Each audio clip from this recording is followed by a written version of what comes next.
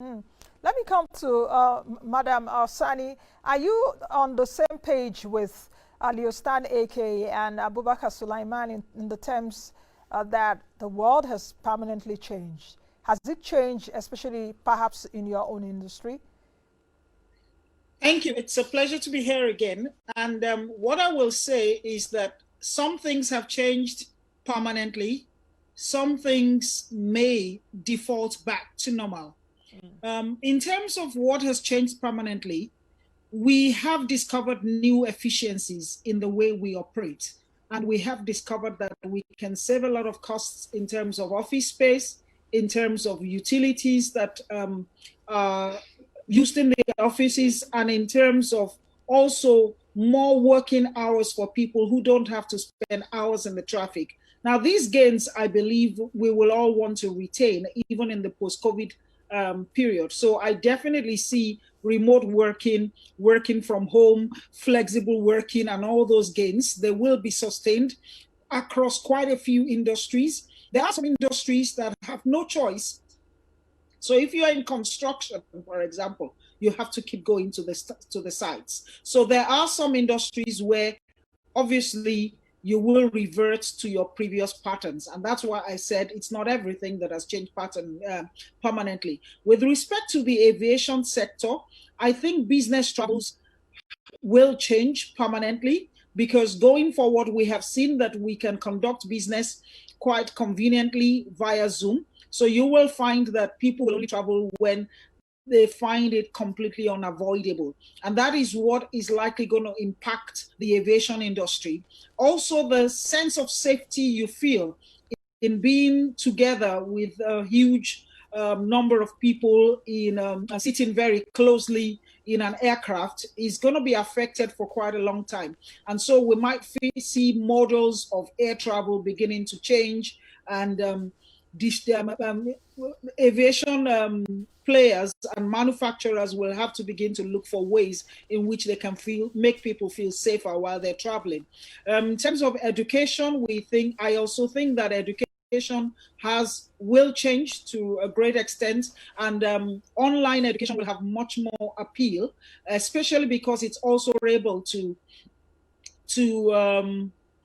deliver a lot of value, achieve the objective at minimal costs. Finally, for financial services, which is the sector in which I am, I think that this is a sector where there will be very significant change. Number one, because we can conveniently operate remotely for some of the reasons that Mr. Suleiman has mentioned. The fact that the financial inclusion drive has been very slow in Nigeria in particular, because we have not embraced technology as we ought. Now that we see that technology is a very powerful tool for financial inclusion, we expect to see more of technology-driven financial services. In the capital market where I am, for example, we expect to see more of crowdfunding solutions, for example. So technology is great and is a solution to this. The world is changing. Another aspect I want to talk about is Nigeria needs to seize the opportunity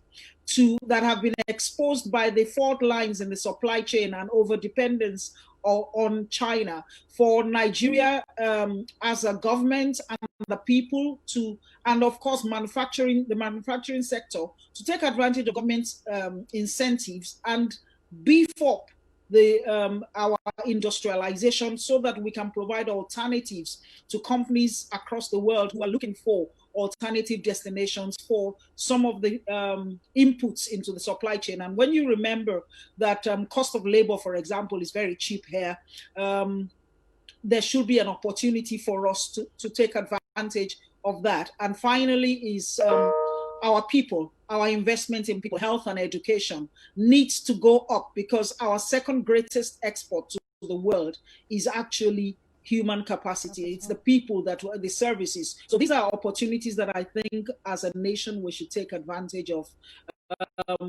And we should definitely buy Nigeria more. Okay. From an investment perspective, where would your money go to now Yes, from an investment perspective, where will your money go to right now post COVID-19, especially with what we're seeing from global central banks, our central bank to here. So where will your money go to?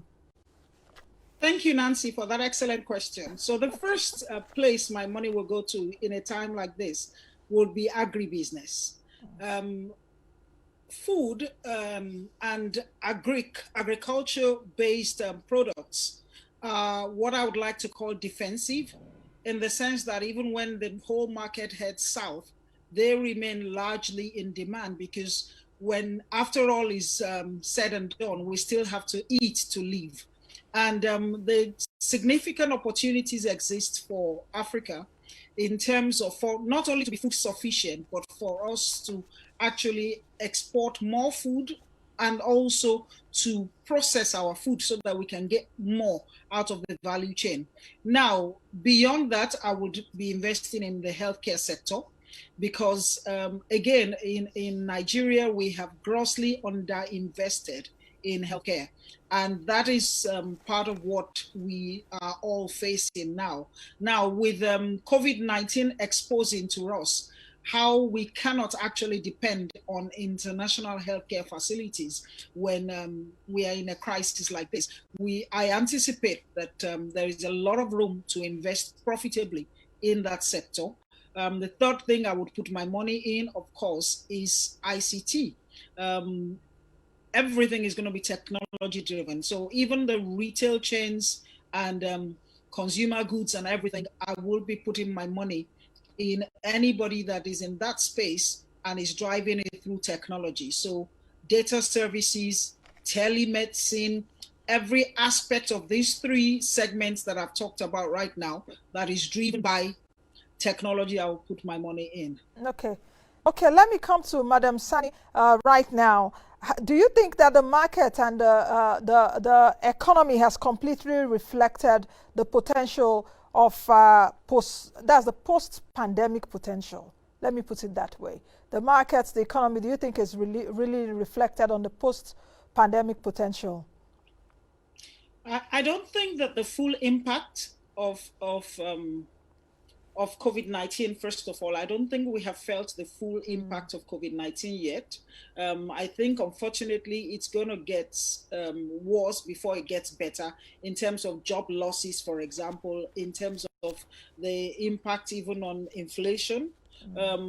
Be that as it may, I do think that from a positive perspective, we have also not seen the best of what the technology-driven changes will also allow us to enjoy if we can essentially make the shift that is required and pivot to the new industries that we want to pivot to. And one thing I did want to talk about was when I mentioned the fact that our second greatest export is people and services, is that one aspect that I think we also will need to explore is the fact that people can now export their services without leaving their homes. So one of the responses on that topic was about the fact that global mobility could be could be a problem, and in terms of visas and migration and all that. The beauty of it is today I don't need to migrate anymore to work for a global company, because even these global companies, their staff are working from home. And I'm aware that Twitter and Facebook and Google have decided that all their people can work from home. So I think one of the things we can do is to equip and train our people to provide. We've got the people, we've got bright people like Mr. San said. We now need to equip them to serve the world and also to serve the rest of Africa. So I would see us exporting more services. And so there will be some pluses that will balance the negatives. And the last thing that we've also not felt is with the oil and gas industry. I think there will be a little bit of firming up as markets begin to open, but we would not go back to the former very high prices.